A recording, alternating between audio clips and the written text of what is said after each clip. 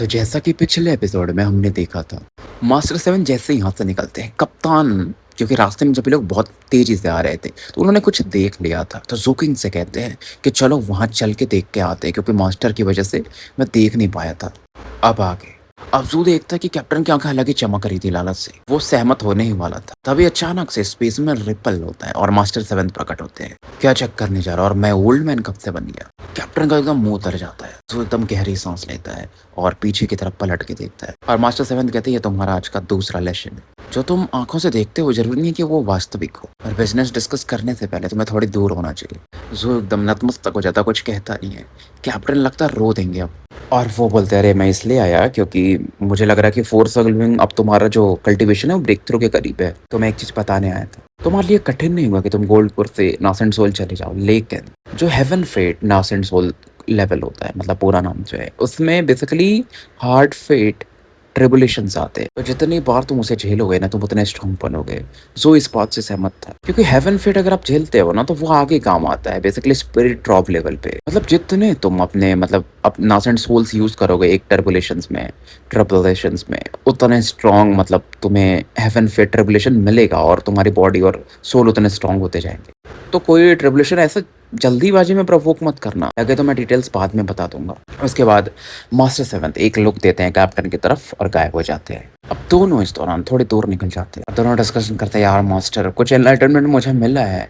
ज़ुकिंग भी कहता है मुझे भी, कैप्टन भी हाँ में सर हिलाते हैं। और कैप्टन इतना शातिर आदमी थे ना कि हम मास्टर के प्यार को कभी चुका नहीं पाएंगे, इस लाइफ में तो पॉसिबल नहीं है। और जो भी बोलता है इस दौरान, जो भी अब चीज़ें सीख रहा था कि हाँ हम दोनों को बहुत मेहनत करना पड़ेगा ताकि हम फ्यूचर में मास्टर को सेफ रख पाए। कैप्टन भी बोलते हैं बिल्कुल बिल्कुल।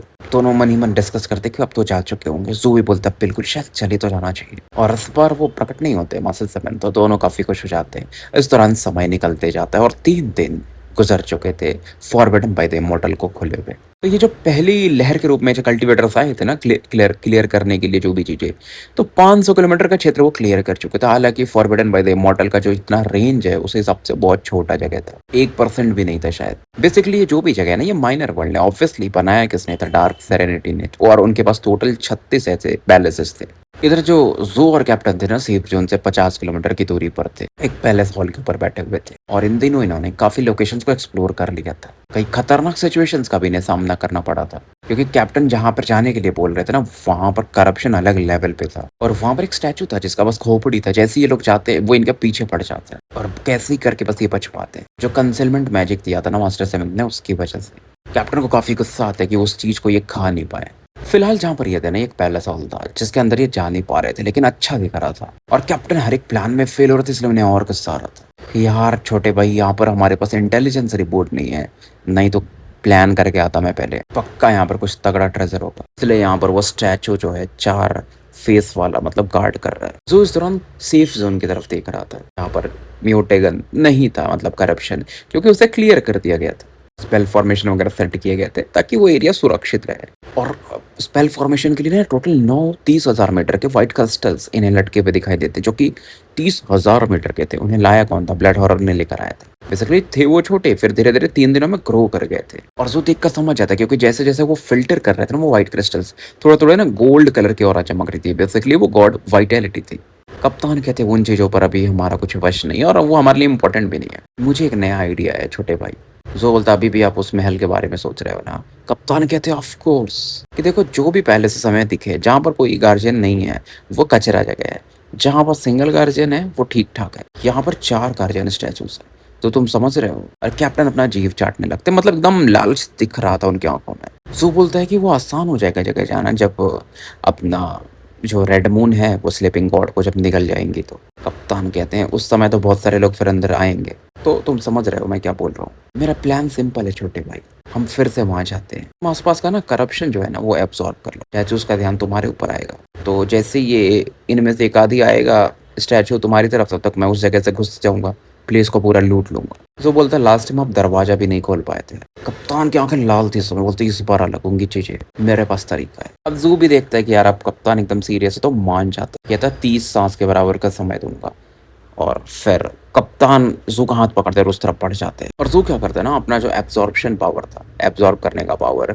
उसे लूज़ कर देता है और तुरंत आस-पास का जो करप्शन था उसकी तरफ बढ़ने लगता है। अब जैसे ये घटना घटित होने लगती है तो जो चारों स्टैच्यूज़ थे उस तरफ देखते हैं। उनकी आँखें एकदम लाल थी और वो तेज़ी से एक साथ मूव करने लगते हैं। अब ज़ू क्या करता है जो मास्टर ने मास्क दिया था ना उसे पहन लेता है और भागते रहता है, पीछे हटते रहता है और एब्ज़ॉर्ब करते रहता है। इस दौरान 10 सांस के बराबर का समय निकल चुका था। ज़ू को फ़ील होता है कि कुछ खतरनाक और आइस की तरफ बढ़ रही है। ज़मीन के अंदर ना खुद को धँसा लेता है, शांति से बैठ जाता है। मास्क वैसे भी इसके मतलब जो भी बोलो ऑरा की एक्जिस्टेंस है उसको ख़त्म कर देता है। स्टैच्यूज़ ऊपर ऑब्वियसली इसके लिए सर्च कर रहे थे और ये ज़ू फ़ील कर सकता था। क्योंकि ये चीज़ तो ज़ू और कैप्टन ने पहले ही टेस्ट कर लिया था मतलब कितने काम का चीज़ था ये जो कंसीलमेंट मैजिक था प्लस ये जो मास्क था। और ज़ू का बस यही था कि बस कप्तान इतने समय में ये काम कर ले क्योंकि ज़्यादा समय तक थोड़ी ये कर पाएगा ना ये चीज़ भी। इधर कप्तान बढ़ चुके थे उस बड़े महल की तरफ और इस बार वो दरवाज़ा खोलने की गलती नहीं करते। वो जो होल्स थे ना जो छत के ऊपर उसके थ्रू वो घुस जाते हैं। ऑब्वियसली उन होल्स में भी भाई मैजिकल स्पेल्स थे जो कि प्रोटेक्ट कर रहे थे। लेकिन कप्तान के पास एक टेक्निक था एंशिएंट डाउराइटियस बेस्टोवल एडिक्ट्स जो कि इन्होंने खरीदा था। कुछ खींचुए इस दौरान देखते जो कि ट्रांसफॉर्म होने लगते हैं और 4 आखिरी में अंदर एंटर कर जाते हैं और ढूंढना शुरू करते हैं। एक चीज था हॉल के बीच में जिसके आसपास कुछ नहीं, एक हाथ था 300 मीटर साइज का। कप्तान हैरान थे ये क्या चीज है और वो जो चारों वॉर्म्स थे ना क्रिस्टलिन वॉर्म्स केचुए टाइप में जो भी वो चारों मर्ज होकर के एक छोटा सा इंप बन जाते हैं मतलब एक कप्तान के जैसा दिखने लगते हैं बहुत छोटा सा। और तुरंत कप्तान ने भी मास्क पहना हुआ था तो कप्तान का चेहरा नहीं दिख रहा था।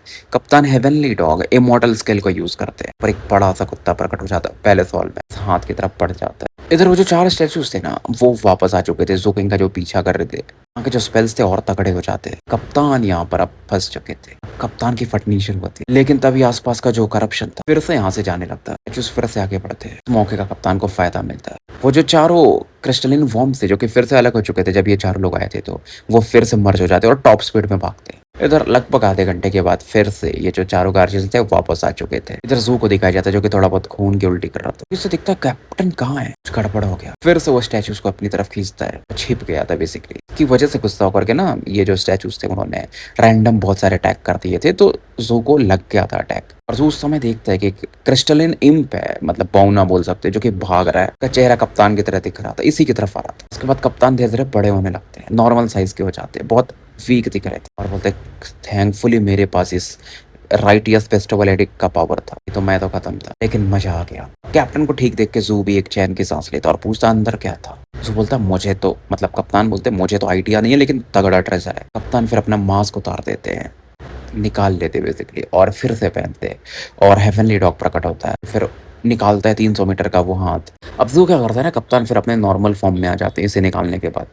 अपने डैगर से काटने को देखता है बट ये हाथ को काट नहीं पाता है। बैकलेस लगता है ज़ू पर, ज़ू पीछे चला जाता है। जहर से पॉइजन को इन्वेट करने की कोशिश करता है लेकिन जैसे ही जहर भेजने वाला था ना ये जो उंगलियां थी 5 उंगलियां हाथ में ऑब्वियसली वो अलग अलग लाइटों से चमकने लगती है और वो ऑरा एक हार्ट का शेप बनाने लगती है। कप्तान कहते हैं यार ये तो तगड़ा ट्रेजर है। इस दौरान लाइट धीरे धीरे बुझ जाती है, यार इसे तो खाना पड़ेगा। लेकिन ज़ू अभी भी संकोच कर रहा था। वो पहले पीछे में बदल जाता है ये जो ऑरा था लेकिन फिर जैसे कप्तान उस पर दांत गड़ाते हैं ना वो अलग ही ब्लैक कलर का दिखने लगता है। कप्तान कहते हैं ये क्या हो रहा है।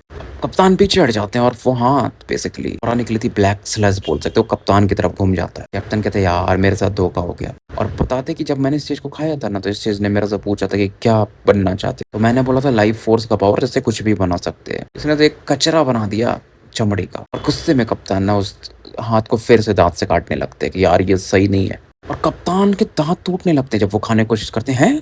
इतना हार्ड कैसे हो सकता है। कप्तान अचंभित थे और कप्तान कहते यार तुम ट्राई करो छोटे भाई, लग रहा मैं इसका सही इस्तेमाल नहीं कर पा रहा। अब ज़ू उस बड़े हाथ की तरफ बढ़ता है। ज़ू अपना मुंह खोलता है, ग्रेविटेशनल फोर्स बनता है और इस हाथ को अपनी तरफ अंदर खींचने लगता है। फिर से वो 5 कलर का लाइट चमकता है, मिरर बन जाता है लेकिन इस बार 7 ब्लड आइज का टैबू ट्रेजर एकदम सेम दिख रहा था जैसा है 7 ब्लड आइज का टैबू ट्रेजर। कैप्टन ध्यान से देख रहे थे। बेसिकली देखो क्या हो रहा है कि ये हाथ के अंदर एक मुंह बन रहा है बेसिकली जिसके अंदर ज़ू चला गया था। सेम कैप्टन के साथ हुआ था। अब ज़ू के साथ भी ऐसा ही हुआ था। अब ज़ू बाहर आता है, बाहर आते वो मिरर की तरफ देखता है। ब्लडी कलर वर्ल्ड में इसने बेसिकली खुद को देखा सेम चीज को कि मैं लाइफ फोर्स का इस्तेमाल करके कुछ भी बना सकता हूँ। उन्हें बोला था मिरर बनाने के लिए। अब ज़ू भी इस मिरर को टच करता है, मिरर फिर से एक काले जैसा कुछ चीज में बदल जाता है और जमीन पे गिर जाता है। कैप्टन बोलता है यार ये तो स्कैम हो गया। सो बोलता है बड़े भाई लगता है कि ये बहुत समय से था यहाँ पर चीज, शायद पहले ये कुछ बना सकता रहा हो जब डार्क एम्परर सेरेनिटी रहे होंगे तो। और शायद करप्शन ने इसे पूरा ब्रोक कर दिया होगा, कप्तान भी यही अंदाजा लगा पा रहे थे। बोलते एक बार ट्राई और कर लेता हूँ, कप्तान का यही था। फिर से हाथ के अंदर वो समा जाते हैं, लेकिन फिर से वो चीजें कोलैप्स कर जाती है काले राख में या जिसमें बदल के। वो भी ट्राई करता है कई बार, लेकिन चीजें वही वैसी होती। लेकिन ये जो हाथ था ना, आराम से वॉइड रिटर्निंग लेवल के बराबर तो था। और फिर कप्तान बोलते कोई ना, इसे हम शील्ड की तरह से इस्तेमाल कर सकते हैं, या ना हमारा हथियार रहेगा जिससे कि हम अटैक कर सकते हैं। और इससे ये लोग ना मतलब करते करते करते एक डिस्क की तरह बना लेते, मोड़ मार के कैसे भी उसके अंदर फिर छिप सकते थे बीच में। समय गुजरता है और ये अलग अलग जगह एक्सप्लोर करते रहते। चौथा दिन आ चुका था, बाहर के लिए भी अब पासेस खुल चुका था, मतलब जो भी अगर जाना चाहे बाहर तो जा सकता है। बहुत सारे लोग निकल भी जाते हैं और बहुत सारे लोग अंदर रह जाते हैं और एक्सप्लोर करने के लिए। चौथे दिन की शाम में ही दूसरा जो लहर था कल्टीवेटर्स का, वो अंदर आ जाते हैं। ज्यादातर इसमें इंपीरियल ट्रूप्स के लोग थे, सीधा गहराइयों में पड़ जाते हैं फॉरबिडन बाय द इमॉर्टल के। जू अभी भी 250 किलोमीटर की दूरी पर था सेफ जोन के, इन्हें कुछ नहीं पता था। और यहाँ पर एक ट्रांसमिशन टावर भी लगा दिया गया था अंदर में जो सेफ जोन था, मतलब आप कम्युनिकेट कर पाओगे टोकन से अपने। और इस दौरान इनके जो कम्युनिकेशन वर्ड था वो वाइब्रेट करना भी शुरू कर देता है। इस दौरान तीसरे लहर के कल्टीवेटर भी आ चुके थे और उस दिन आसमान में ना एक लाल कलर जैसा कुछ तो दिखता है। और जू का जो हेवनली डा होता है ना, इसको वार्निंग भेज रहा था। जो बोलता भी है बड़े भाई हमें जल्दी करना पड़ेगा, मुझे लग रहा है कि अब रेड मून जागने वाली है, मैक्स 3 दिन। और इस दौरान कप्तान की नजर एक और पैलेस कॉम्प्लेक्स की तरफ जाती है जो कि थोड़ा तगड़ा था, जहाँ के बाहरी वॉल भी काफी अलग थे जितने भी इन लोगों ने अभी तक देखे थे, बिल्डिंग बिल्डिंग वगैरह। और फिनिक्स के जैसा उसका कुछ आकार था। तो कप्तान अंदाजा लगाते हैं शायद डार्क सेरेनिटी की जो कंकुबाइंस हो सकती हैं कोई, वो यहाँ पे रहती होंगी। फीमेल कल्टीवेटर्स को साफ सुथरा चीजें, मतलब जगह जो भी बोल लो वो सब पसंद है। तो शायद इमॉर्टल हॉट स्प्रिंग हो यहाँ पर, कुछ ऐसा हो सकता है। जैसे हम नीदर स्पिरिट के यहाँ गए थे तो बहुत सारे खजाने मिले थे, ये वो चीजें। और इस दौरान कप्तान कहते हैं कि यार ईस्ट डिस्ट्रिक्ट में लड़कियां सुंदर होती हैं, ये सब चीजें।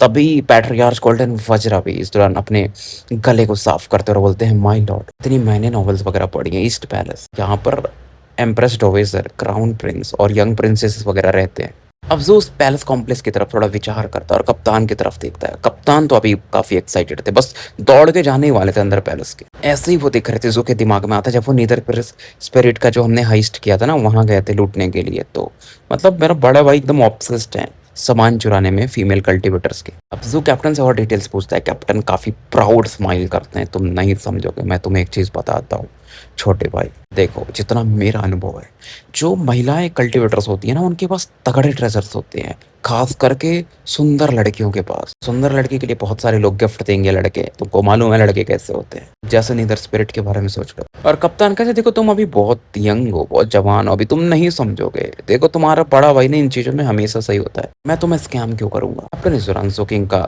जो कंधा था वो थपथपाते और बोलते चलो अब चलते हैं, 3 दिन है हमारे पास, तक रेड मून भी जाग जाएगी और थर्ड वेव भी यहाँ पर आ चुका रहेगा। इन 3 दिनों में तगड़ा काम करना पड़ेगा। अब यहाँ पर कोई गार्जियन स्टैचूज वगैरह तो था नहीं। म्यूटेंट बीस्ट भी काफी कम चिल्ला रहे थे। सू बोलते यार बहुत शांत है। कैप्टन बोलते हाँ कुछ तो गड़बड़ है यहाँ पर। अब सू अपने शैडो को ऑर्डर देता है कि आसपास एक्सप्लोर करो। कैप्टन इस दौरान अपनी एक उंगली काटते हैं और जब उसको थूकते हैं खून को बेसिकली, तो एक वॉर्म में, केचुए में बदल जाता है जो कि उसी डायरेक्शन में बढ़ता है जिधर शैडो गया था। तो इससे अचंभित नहीं होता, उसको मालूम था कप्तान के पास अलग अलग तरीके हैं, तो दोनों इन चीजों का इस्तेमाल कर सकते हैं, कहाँ पे खतरा है क्या है उससे बच सकते हैं।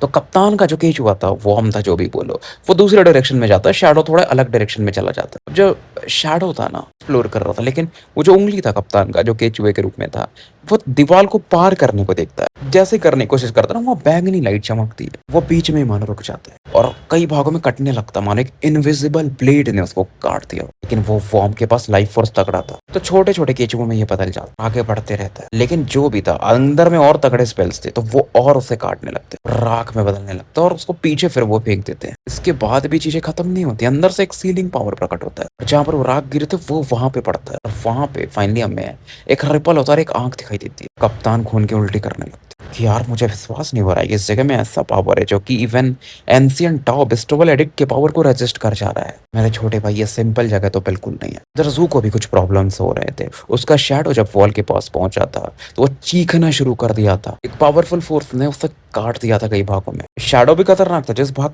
जो भाग काटा था ना उसे वो एक्सप्लोड करा देता है, और छोटे छोटे भागों में बांट देता है ताकि वो अलग अलग दिशाओं से जा सके। लेकिन वो जो ऑरा थी ना भाई, जाने ही नहीं देती है उसको अंदर, और छोटे छोटे शैडोज भी चीखने लगते हैं और बाहर फेंक देते हैं उसको भी। ज़ू और कैप्टन सामने की तरफ से एक वॉयलेट लाइट देखते हैं और एक आइसी ऑरा फ़ील करते हैं। दोनों भागने वाले थे, आस-पास का एरिया पूरा अंधकार से छाने लगता है। लेकिन वॉयलेट लाइट फिर पीछे हटने लगते हैं और फिर से वो एरिया जैसा था नॉर्मल वैसा हो जाता है। और जो बचा-खुचा शैडो का ऑरा था ना, वो ज़ू के पास वापस आ जाता है। वो ऐसा फ्लक्चुएशंस भेजता है, उसकी फटी पड़ी थी कि मैं डर रहा हूँ, मैं नहीं जा पाऊँगा। ज़ू भी सरप्राइज़ होता है। इधर कप्तान लंबी-लंबी साँसें ले रहे थे और फिर बोलते हैं, यार कौन रहता था यहाँ पर? Violet light. ज़ू तभी कहता है कि बड़े भाई मुझे लग रहा है ये जगह थोड़ा फ़ैमिलियर है। आपको वो आवाज़ आई? कप्तान कहते हैं फ़ैमिलियर आवाज़? ज़ू बोलता है ना वो जो वॉयलेट लाइट है ना उसके अंदर से मानो एक आवाज़ आई ऐसी वाली ऐसा कुछ मतलब हुँ। अब कप्तान ज़ू का हाथ पकड़ते हैं और यहाँ से निकलने को सोचने लगते हैं क्योंकि वो बोलते हैं देखो ज़ू मैं तुम्हें लगता होगा कि मैं एकदम अलग ही आदमी हूँ, कहीं भी मैं तुम्हें घुसा देता हूँ लेकिन तुम मेरी बात समझो। मैं तुम्हें जहाँ भी लेके गया इसके पहले, फॉरबिडन बाय द इमॉर्टल को छोड़ दो तो, हर जगह की मेरे पास पूरी प्लान रहते थे, मैं पूरा इंटेलिजेंस रिपोर्ट इकट्ठा करता था हर चीज़, फिर ही हम जाते थे। और यहाँ पर तुम्हें तो मालूम है, जब से वो ब्रोकन फेस ऑफ गॉड का चेहरा प्रकट हुआ, उसके बाद बहुत सारी प्रजातियाँ यहाँ पर नई-नई प्रकट हो गई। तो एक ऐसा चीज़ जिसका तुम आवाज़ सुन सकते हो, मैं नहीं सुन सकता। ये चीज़ें और कॉम्प्लेक्स हो रही हैं क्योंकि तुम्हें मालूम है मैं कितना अलग हूँ। अब ज़ो निकलने लगता है कप्तान के साथ, लेकिन तभी एक वॉयलेट लाइट के अंदर में ना एक वुमन को देखता है जिसने वॉयलेट गाउन पहना और लाइट जो उसके आसपास थी ना उस महिला के वो प्लम फ्लावर के जैसा लग रहा था। अकेले खड़ी थी, बहुत सुंदर और इसी की तरफ देख रही हो। उसकी आंखों में एक वही अपनापन, वही चीर परिचित अंदाज था। ज़ो का दिमाग हिल जाता है। कप्तान कहते हैं छोटे भाई। ज़ो की आंखें ना एकदम ऐसे एक जगह स्थिर हो चुकी थी। कप्तान हिलाने को देखते हैं ज़ो को। ज़ो ऐसा अचानक से ओ क्या हो गया? फिर ज़ो पैलेस कॉम्प्लेक्स की तरफ देखता है। वो महिला जा चुकी थी। आसपास का जो वॉल था ना वो ब्लरी होने लगता है, तो वो खत्म होने लगता है ऐसा फील होता है। हर जगह यही चीज़ हुआ था, बाकी भी जगह जहाँ कप्तान और ज़ो किंग जा रहे थे, जहाँ पर भी एंसिडेंट सेल्स टूट चुके थे, वो जगह वैसे ही खत्म हो जा रहा था। मतलब ये चीज़ें पहले ही गायब हो जानी चाहिए थी। इस ऑरा की वजह से, सीलिंग ऑरा की वजह से अभी तक रुकी हुई थी। अब ज़ो बोलता है कप्तान आपने देखा उन्हें? कैप्टन की और फट जाती है क्योंकि उन्हें तो कुछ दिखाई नहीं देता है। बोलते भाई अब चलते हैं यहाँ से, यहाँ पर कुछ तो गड़बड़ है। ज़ो बोलता है मैं ठीक हूँ बड़े भाई। वो उस एरिया की तरफ देख रहा था, वॉल की तरफ जो कि धीरे-धीरे गल रहा था या खत्म हो रहा था समय के प्रवाह के कारण। और ज़ो कहता है बड़े भाई आप मेरा एक चीज़ में मदद कर सकते हो? कप्तान पूछते हैं क्या करने वाले हो? क्योंकि ज़ू को समझ में आ रहा था और कप्तान को समझ में आ रहा था। बोलता है ये जगह बहुत जल्दी से खत्म हो रहा है। तक वो स्लीपिंग गॉड मरेगा ना ये जगह भी खत्म हो चुका रहेगा। तो मैं अंदर जाना चाहूँगा एक बार देखने के लिए। आप बस मेरा वेट करना यहाँ पर। कप्तान कहते हैं बिल्कुल नहीं, मैं मना करता हूँ। ज़ो बोलता है अगर मैं नहीं गया ना तो मैं रिग्रेट करूँगा इस चीज़ का लाइफ टाइम। मेरा हेवनली डॉग इस चीज़ के खिलाफ वार्निंग नहीं दे रहा तो ये जगह सेफ होगा। कप्तान थोड़ी देर सोचते हैं फिर बोलते हैं ठीक है साथ में चलेंगे। ज़ो बोलता है कि वो पावर आप पे ज़्यादा प्रभाव दिखाएगा कप्तान। अब ज़ू बोलता है फिर कप्तान मान जाते हैं और तरीका क्या था कि ज़ू उस हाथ के अंदर प्रवेश कर जाएगा और कैप्टन उस हाथ को उठा के फेंक देंगे अंदर में। और ज़ू अंदर जाने को क्यों देख रहा था क्योंकि वो जो महिला जिसे इसने देखा था ना वो कोई और नहीं बल्कि आर्च इमॉर्टल प्लम डार्क के जैसे दिख रही थी। और उन्हें इस जगह पर तो बिल्कुल नहीं होना चाहिए क्योंकि वो यहाँ पर तो है भी नहीं अभी। वो तो जा चुकी है वापस अपना मतलब जो एम्परर रिसीविंग प्रीफेक्चर है वहाँ पर।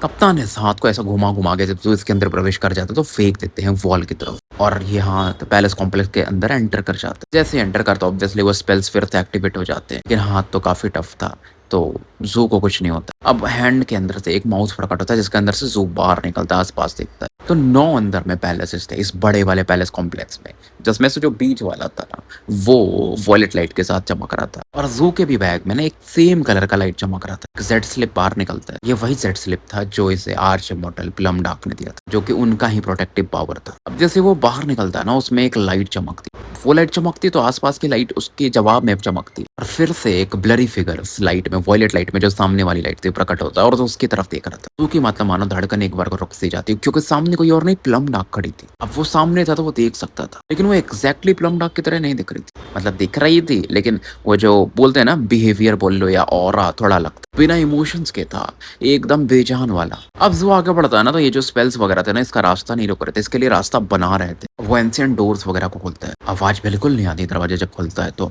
सामने काला ऐसा पड़ा हुआ ब्लैक होल था क्योंकि लाइट नहीं था। पुराने टाइम में देखो लैंप वगैरह तो जलते थे ना लेकिन ऑब्वियसली यहाँ कुछ नहीं था। ज़ू थोड़ी देर खड़ा रहता था मानो अंधकार से इसको कोई फर्क नहीं पड़ता था। अंदर अब चीजें देख पा रहा था क्योंकि आप थोड़े समय अंधकार में भी खड़े हो जाओगे तो चीजें दिखने लगती। हॉल पूरा खाली था, वहां पर एक स्टैचू था बीच में और वो स्टैचू एक महिला का था। वो प्लम डार्क नहीं थी लेकिन वो भी बहुत सुंदर थी और चेहरे पर कुछ झुर्रियां भी थी लेकिन एक वार्म स्माइल थी। और उनका जो मूर्ति बनाया गया था ना ऐसा बनाया गया था कि वो दिख रही थी काफी वार्मथ वाली, दयावान हो वैसा। उनके हाथ में एक लैंप था। वो लैंप मानो उनके लिए बहुत प्रेशियस था, जो कि पर्पल स्टोन से बनाया गया था। एक बहुइनिया फ्लावर जो होता है ना, कुछ वैसा दिख रहा था उसका शेप वगैरह। और वो लैंप देखने के बाद जो कि सांसें कंट्रोल नहीं होती, वो लाइफ लैंप था। लाइफ लैंप कहना भी ज़्यादा हो जाएगा, एक लाइफ लैंप का मूर्ति था। उसे फेमिलियर लगता है वो, क्योंकि प्लम डार्क ने उसे एक अपने सपने के बारे में बताया था ना, कि वो एक लैंप लेके खड़ी रहती है, ऐसा जो भी कुछ वैसा ही दिख रहा था वो बताती थी ना इसको एक बार कि मैं एक सपना देखती हूँ, हर बार देखती हूँ कि एक अंधकार वर्ल्ड है, दुनिया है, पर मैं बस एक लैंप देख रहा हूँ,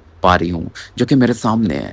लैंप बुझ चुका है और उसे देखना असंभव है, टच भी नहीं कर पा रही हूँ, मानो वो मुझसे बहुत काफी दूरी पर हो, लेकिन फील ऐसा होता है कि मेरे काफी करीब है। और मेरे सपने में लगता है कि वो एक खिले हुए बहुनिया फ्लावर के जैसा है, और उसके ऊपर एक वॉयलेट फिनिक्स की ओर है, जो कि अपने पंखों को बिखेरे हुए है। वो अचंभित था वो सोच करके, क्योंकि उसे याद आ जाता है, उसे लगा था प्लम डार्क ने ऐसी स्टोरी बताया होगा। जो सोचता है प्लम डार्क इस लैम्प के बारे में क्यों सोचेंगे, बाहर में भी वही खड़ी थी ना वॉयलेट लाइट में, तो क्या कर्मा है उनका जो इस लैम्प से जुड़ा हुआ है। इस अंधकार में हॉल के प्लम डार्क फिर से प्रकट से होते दिखाई देती है स्टैचू के सामने। जूकिंग की तरफ देखती है, जो कि पीछे था, कुछ बोलती है मानो जो कुछ सुन नहीं पाता है। बोलने के बाद उनका एक्सप्रेशन बदल जाता है, काफी दुखी दिख रही थी। दौरान हॉल में एक और बंदा है, एंटर करता है। क्योंकि आगे था ना, तो पीछे से कंधे से देखता है कंची, एक यंग मैन इसे दिखाई देता है, जिसने इंपीरियल रोब पहना था, 4 क्लॉड गोल्डन ड्रैगन उस पर बना हुआ था। बिल्कुल ऑरा नहीं आ रही थी। जो बंदा था ना, उसका स्ट्रेंथ काफी तगड़ा था, जू फील कर सकता था। और मानो वो प्लम डार्क से बात करता है, जू को तो सुनाई नहीं देता है। बात करने के बाद प्लम डार्क रोने लगती है। प्लम डार्क हॉल से बाहर देखती है और काफी दुखी थी। उसकी आंखों में ना, तब जू उनके प्यूपिल्स में देखता हूँ, उनकी आंखों में, तो उसमें एक आसमान दिखाई देता है, जहाँ पर एक ब्रोकन फेस दिखाई देता है। और जू को समझ में आता है जो चीजें वो देख रहा है वो एक रिकॉर्डेड इमेज है, मतलब पास्ट की कुछ चीज है। प्लम डार्क इसकी तरफ देख भी नहीं रहे थे पहले से। वो उस तरफ देख रही थी जहाँ जू खड़ा था, ऐसा नहीं कि वो जू किंग को देख रही थी, क्योंकि ये पास्ट की चीज है। प्लम डार्क फिर से कुछ तो कह रही थी, और जो इंपीरियल रोब में बंदा था वो इशारा करता है कि तुम चल रही हो कि नहीं। प्लम डार्क मना कर देती है। इतना तो जू समझ जाता। जो भी था ये यंग मैन इंपीरियल रोब में, वो थोड़े समय वेट करता है, देन वॉयलेट बॉटल निकालता है अपने रोब से, इसके अंदर कुछ लिक्विड्स वो भरता है, उसके अंदर लिक्विड था बेसिकली, और वो लैंप पे, जो वॉयलेट लैंप था, उस पर डाल देता है। और ये जो बॉटल खाली, लगभग खाली हो गया था ना, उसे साइड में रख देता है, और फिर दुखी मन से वो चला जाता है। ये जो यंग मैन था ना, एकदम सेम दिख रहा था प्लम डार्क के जैसा, बेसिकली वो भाई और बहन थे। अब उसके जाने के बाद प्लम डार्क ऐसा झुक जाती है स्टैचू के सामने, काफी दुखी थी। वही एक वो निराशा वाली जो आवाज होती है, ऐसा मतलब क्या ही करूं, ऐसा वाला, मतलब वो आवाज फिर से आता। थोड़े समय बाद वो डार्कनेस गायब होने लगता है, और वो वॉयलेट लाइट में बदल जाता है, जो कि आसपास आगे पीछे वो लाइट कर रहा था। वॉयलेट लाइट पे धीरे धीरे खत्म हो जाता है। कोल्डनेस भी आगे खत्म हो चुकी थी, चीजें नॉर्मल हो चुकी थी। जूकिंग के सामने कैप्टन उसके बाजू में खड़े थे और गहरी गहरी सांसें ले रहे थे। तो यार ये तो विचित्र है मेरे छोटे भाई, कौन रहता था यहाँ पर। Violet light, shadow. इस दौरान जूकिंग के आसपास कोबरा था कि मैं अंदर नहीं आ सकता। जो इस दौरान बोलता, बड़े भाई ये पैलेस फैमिलियर लग रहा है, क्या आपने वो आवाज सुना। कप्तान बोलते, फैमिलियर लग रहा है, सुना। जो बोलता, अरे वही वो जो वॉयलेट लाइट से आवाज आ रही थी, एक निराशा की। कैप्टन फिर से कुछ कहने वाले, सेफ्टी जोन से जो टक्की 250 किलोमीटर की दूरी पर था, वो आवाज आती है, और जूकिंग वगैरह को मैसेज वगैरह मिलने लगते हैं कि 3rd वेव आ चुका है, 7th प्रिंस के नए ऑर्डर्स हैं। जो भी पहले वेव में आया था, लोग 7 दिन से बहुत मेहनत कर रहे हो, फॉरबिडन बाय द इमॉर्टल, आगे की चीजें खतरनाक है, तो तुम सभी लोग जा सकते हो अगले 3 घंटों में। और जो दूसरे वेव में आए ना, वो 7 दिन बाद जा सकते हैं। तीसरे वेव में भी जो लोग आ रहे हैं, वो 7 दिन बाद उन्हें जाना है। जू और कैप्टन एक दूसरे की तरफ देखते हैं, हम लोग तो अभी नहीं जाने वाले। फिलहाल वो जो वॉल ऑफ फ्लैश था ना, चमड़े जैसी दीवार थी, उसकी तरफ फिर से देखते हैं। कैप्टन अभी बोलने ही वाले, तभी उनकी आंखें एकदम चौंधी आ जाती हैं। वो जू की तरफ देखते, वो भी सेम चीज सोचता है कि 3rd वेव आ चुका है।